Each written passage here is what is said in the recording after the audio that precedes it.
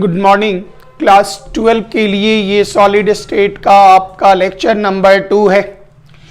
इस लेक्चर में आप बहुत एक छोटा सा टॉपिक आप पढ़ेंगे और उसका नाम है क्रिस्टलिन सॉलिड को जिन 4 भागों में बांटा गया वो 4 भाग के बारे में संक्षिप्त जानकारी और एग्जाम्पल को ये बताना जो हम आपको एक विकल्प एक सॉलिड का नाम दे दे, जैसे हमने ड्राई आइस दे दिया या हमने ब्रास दे दिया, हमने डायमंड बोला, हम सोडियम क्लोराइड बोल रहे, और आपको ये बताना है वो क्रिस्टलिन सॉलिड किस प्रकार का है।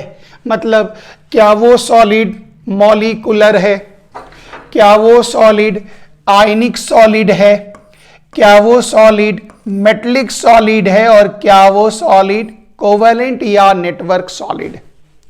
तो ये पहचानना ये हमारा आज का असाइनमेंट हो गया, जिसको आप पूरा करेंगे। वेरी वेरी इंपॉर्टेंट, बहुत इजी, बहुत आसानी से आप इसको पूरा कर सकते। ध्यान से देखें। फर्स्ट, और पहचानने के तरीका में हम थोड़ा सा डिफरेंट कर रहे हैं। मॉलिक्यूलर सॉलिड को हम अंतिम में बताते हैं। कभी भी आप ढूंढने का जो काम करेंगे वो मॉलिक्यूलर सॉलिड से कभी भी ढूंढने का काम नहीं करेंगे। मतलब आप सबसे पहले ढूंढेंगे आयनिक सॉलिड या मेटलिक सॉलिड। सबसे पहले इन दोनों में से कोई भी ढूंढ लीजिए, हम और इजी कर देते हैं।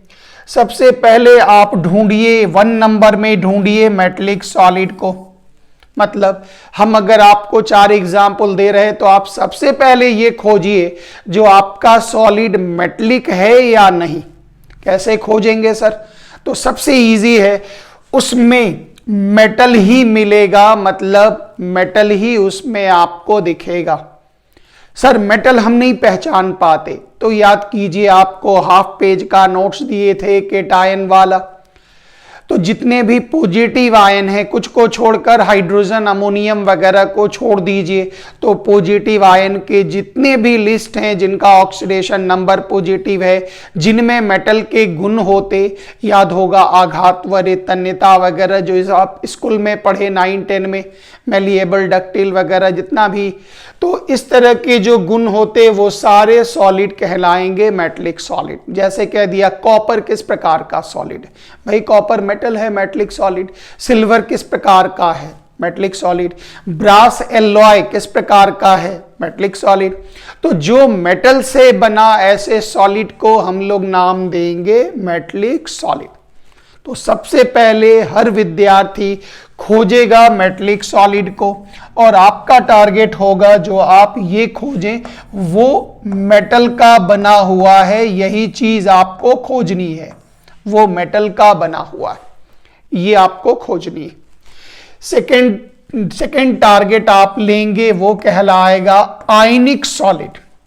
नाम से क्लियर है, इसमें एक होंगे पॉजिटिव आयन, एक होंगे निगेटिव आयन। मतलब इसमें एक होगा मेटल, और याद रखिएगा इसके साथ एक होगा नॉन मेटल। ये कंपलसरी है, अनिवार्य है। मतलब जैसे NaCl, Na+Cl-, KCl, KNO3, NaNO3, मतलब मेटल के साथ नॉन मेटल जिस पर एकदम फुल इलेक्ट्रॉन का ट्रांसफर हो, प्लस माइनस चार्ज बनता हो, उसे हम लोग नाम देंगे आयनिक सॉलिड। गड़बड़ाइएगा नहीं। उसके बाद कोवेलेंट या नेटवर्क में इलेक्ट्रॉन का शेयरिंग होता, सही बात है, लेकिन इसमें एक और खासियत होती, ये एकदम जाल जैसी संरचना, बड़ी सी संरचना बनाता। तो इसके एग्जाम्पल डेफिनेट हैं, जैसे डायमंड हो गए, ग्रेफाइट हो गए, सिलिकॉन कार्बाइड हो गए, बोरन नाइट्राइड हो गए। निश्चित उदाहरण है 4-5 NCERT का, हम भी बता देते, याद रखिएगा। तो ये हो गया कोवेलेंट या नेटवर्क सॉलिड। तो तीसरे नंबर पर आप कृपया इसको खोजेंगे, और ध्यान दीजिएगा पहले मेटलिक पर पूरा ध्यान टिकाइएगा, जो मेटलिक सॉलिड क्या हुआ है या नहीं। दूसरा टारगेट रखिएगा आयनिक पर, मेटल और नॉन मेटल है या नहीं। तीसरा रखिएगा कोवेलेंट पर। और जब ये तीनों में से कुछ भी नहीं मिले तो आप आंख बंद करके 4 नंबर में डाल दीजिएगा मेटलिक मॉलिक्यूलर सॉलिड। तो ये हो गया हमारा एक सिंगल प्रश्न का एग्जाम्पल और नमूना। हम एक सॉलिड का नाम लिए, ड्राई आइस हमने बोल दिया, लिक्विड ऑक्सीजन, सॉलिड ऑक्सीजन बोल दिया, कोई नोबल गैस बोल दिया, कार्बन टेट्रा क्लोराइड बोल दिया, कोई भी एक नाम बोल देंगे और हम आपसे पूछेंगे ऑब्जेक्टिव में A B C D, बताइए ये 4 में से किस प्रकार का सॉलिड है। पॉइंट फिर से पकड़िएगा, सबसे पहले खोजना है मेटलिक सॉलिड को। कैसे खोजेंगे? जो सिर्फ मेटल का बना हो, या सिल्वर, कॉपर, गोल्ड, सिर्फ आयरन, सब मेटल का बना हो, या एक से ज्यादा मेटल भी हो, नाम सुना हुआ होगा एलॉय, वहीं से पकड़ लीजिएगा। नहीं है तो आप अगला कदम बढ़ाइए। अगला कदम आपका क्या होगा? आयनिक सॉलिड। आयनिक सॉलिड नाम से ही क्लियर है, उसमें धनायन और ऋणायन, मतलब एक मेटल और एक नॉन मेटल, इलेक्ट्रॉन का पूर्ण ट्रांसफर, पॉजिटिव नेगेटिव चार्ज बनेगा, कोई डेल्टा वेल्टा शेयरिंग नहीं बनेगा, डायरेक्ट प्लस और माइनस बनेगा। फिर कोवेलेंट और नेटवर्क, इसका एग्जाम्पल बहुत सीमित है, बहुत डेफिनेट है, याद करने में कोई परेशानी आपको नहीं होगी, वेरी वेरी सिंपल। और ये तीनों नहीं है तो आप सीधे आंख बंद करके जवाब दीजिए मॉलिक्यूलर सॉलिड।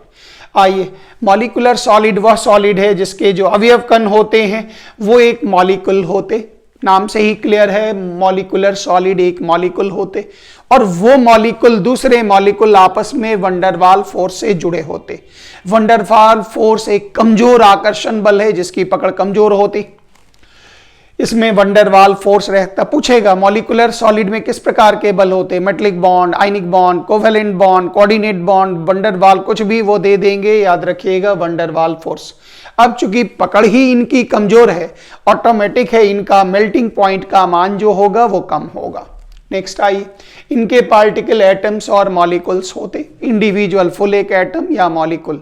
एटम कहने का मकसद, जैसे नोबल गैस ले लिए, नियॉन हमने ले लिया, तो इस तरह से ये फुल, जैसे नोबल गैस हमने ले लिया तो ये कहलाया आपको atom. It is soft in nature, स्वाभाविक है, अगर आपकी पकड़ कमजोर है तो आप मुलायम होंगे, आप आसानी से निकल जाएंगे, तोड़ दिए जाएंगे आसानी से।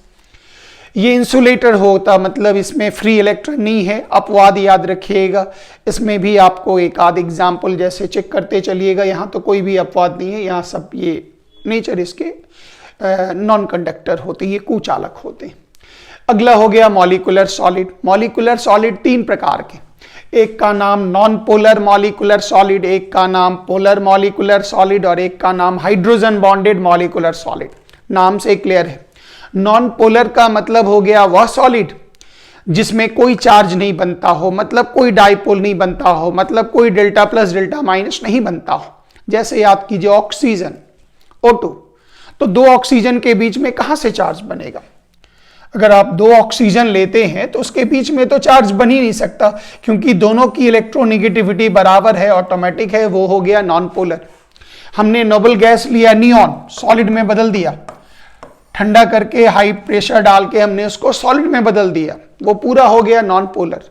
मतलब जिसमें कोई चार्ज नहीं बनता हो, और अगर बन भी रहा हो वो चार्ज एक दूसरे के प्रभाव को खत्म करता हो। उदाहरण CO2 आपने लिया, तो गौर करिए CO2 में ये बात सही है, जो कार्बन ऑक्सीजन के बीच में चार्ज बन रहा, delta minus, delta plus, delta minus, परंतु जितना कस के ये ऑक्सीजन खींच रहा उतने ही कस के ये खींच रहा, net dipole moment is equal to 0, इसलिए ये कहलाएगा नॉन पोलर मॉलिक्यूलर सॉलिड। ध्यान दीजिएगा, यहां भी एक प्रश्न बन जाता। पोलर मॉलिक्यूलर सॉलिड ये आपको कभी परेशान नहीं करेगा, वेरी ऑर्डिनरी। जैसे याद कीजिए आपने HCl मॉलिक्यूल को लिया, Cl पर चार्ज बन गया डेल्टा माइनस, चार्ज बन गया डेल्टा प्लस, और ये कहलाया आपका पोलर मॉलिक्यूलर सॉलिड। तो ध्यान दीजिएगा, जिस पर चार्ज बनता हो और नेट डाइपोल मोमेंट 0 ना हो, जैसे चार्ज तो यहां भी बन रहा लेकिन यहां पर नेट डाइपोल मोमेंट 0 होगा, अब ध्यान दीजिए, अगर हम SO2 लेते तो SO2 का आकार एंगुलर है, क्योंकि इसमें लोन पेयर यहां मौजूद है, तो यहां पर नेट डाइपोल मोमेंट 0 नहीं होगा, तो ये कहलाएगा पोलर मॉलिक्यूलर सॉलिड। जबकि इसी तरफ अगर आप SO3 ले लेंगे तो SO3 में सब एक दूसरे को कैंसिल आउट करेगा और वो कहलाएगा नॉन पोलर मॉलिक्यूलर सॉलिड। और पोलर का ही एक प्रकार हो गया हाइड्रोजन बॉन्डेड मॉलिक्यूलर सॉलिड, जिसके अंतर्गत आप आराम से याद होगा, हाइड्रोजन जब फोन करेगा FON, फ्लोरीन से जुड़ा या ऑक्सीजन से जुड़ा या नाइट्रोजन से जुड़ा, तो उसको आप पोलर मॉलिक्यूलर सॉलिड भी बोल सकते, और स्पेशल केस में हाइड्रोजन बॉन्डेड मॉलिक्यूलर सॉलिड भी बोल सकते। नेक्स्ट आइए, नॉन पोलर मॉलिक्यूलर सॉलिड सीधी सी बात है, जिसमें कोई चार्ज नहीं बनता, वीक एट्रैक्टिव फोर्स है, नाम है लंडन फोर्स या डिस्पर्शन फोर्स या किसम फोर्स, और एकदम उतना नहीं करना है, सीधा ध्यान देना, ये वो मॉलिक्यूल हैं जिसमें जैसे सॉलिड हाइड्रोजन H2 कोई चार्ज नहीं, O2 कोई चार्ज नहीं, नोबल गैस कोई चार्ज नहीं। तो पूछेगा किसी का भी इस तरह का नाम ले ले, बोला किस प्रकार का, सर ये नॉन पोलर मॉलिक्यूलर सॉलिड है। Completed. Next I, polar molecular solid, नाम से ही काफी क्लियर है, इसके दो एंड पर अलग अलग इलेक्ट्रोनिगेटिव एलिमेंट जुड़े होंगे, जो ज्यादा नेगेटिव इलेक्ट्रॉन को खींचा डेल्टा माइनस, जो कम नेगेटिव डेल्टा प्लस। इसके मॉलिक्यूल जब भी जुड़ेंगे वो कहलाएगा डाइपोल, डाइपोल फोर्स, और इस प्रकार के सॉलिड को हम लोग नाम देंगे polar molecular solid. Solid HCl नाम से ही काफी क्लियर है, सॉलिड SO2 ये इसके एग्जांपल्स हो गए। Hydrogen bonded molecular solid very clear, कभी तंग नहीं करेगा, जिसमें हाइड्रोजन बॉन्ड बनता, जैसे H2O बर्फ आप ले लेंगे तो वो हो गया हाइड्रोजन बॉन्डेड। NH3 सॉलिड में, उसको पोलर में भी हम रखते, लेकिन अगर ऑप्शन में मिल जाए तो आप हाइड्रोजन बॉन्डेड मॉलिक्यूलर सॉलिड में टिक मारिएगा। अब आइए आयनिक solid, by name very clear, इसमें आप एकदम कंफ्यूज मत होइएगा। जैसे ये हो गया KNO3, हमको पता है K पर चार्ज प्लस, और इस प्रकार के सॉलिड को हम लोग नाम देंगे आयनिक सॉलिड। फिर आ जाइए NaCl, याद कीजिए Na पर चार्ज प्लस, ये कहलाया। ऐसा जो सॉलिड होगा जिस पर आपको डायरेक्ट प्लस और माइनस बनेंगे वो कहलाएगा आयनिक सॉलिड। आयनिक सॉलिड, मॉलिक्यूलर सॉलिड नहीं, आयनिक सॉलिड। तो आयनिक सॉलिड नाम से क्लियर है, इसमें फुल मेटल और नॉन मेटल हो, वही इस कैटेगरी में आता।